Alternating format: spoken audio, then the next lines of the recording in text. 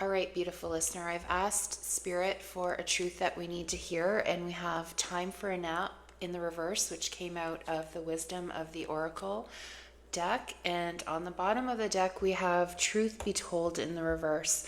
I'm feeling the energy of Spirit saying, one piece of advice, one piece of guidance isn't the be all and end all.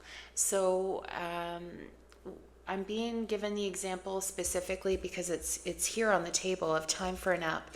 Many people are exhausted. Many people are burnt out. Many people do need to prioritize self-care and to take a nap and to fill their cup and replenish their energy and all of that stuff. But not everyone. So some people may come across this reading or a reading that has that card in it and use that, or their ego may use that as an excuse to put off what they really need to do.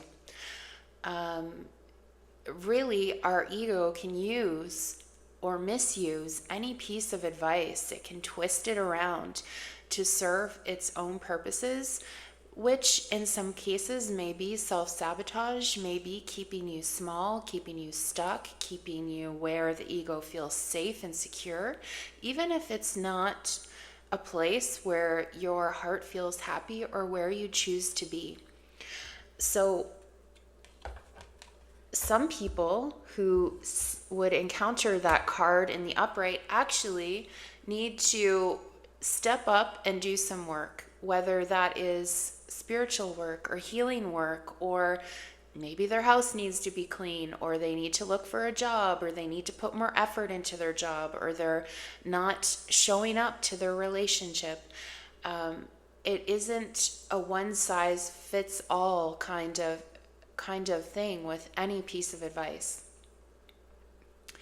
I'm going to see. I feel like, I was gonna shuffle rather, to ask for another piece of advice, and I just looked at the bottom of the deck, and there's higher power there. I'm also feeling a secondary message that Spirit is saying a piece of advice, a piece of genuine advice, doesn't interfere with your free will. The Most High, the Divine, do not judge. They are not human. They are not like us. They do not judge everything that everyone else does. They truly do operate from the perspective of unconditional love and respect for free will. You have this gift of free will to do literally whatever it is that you would do with it.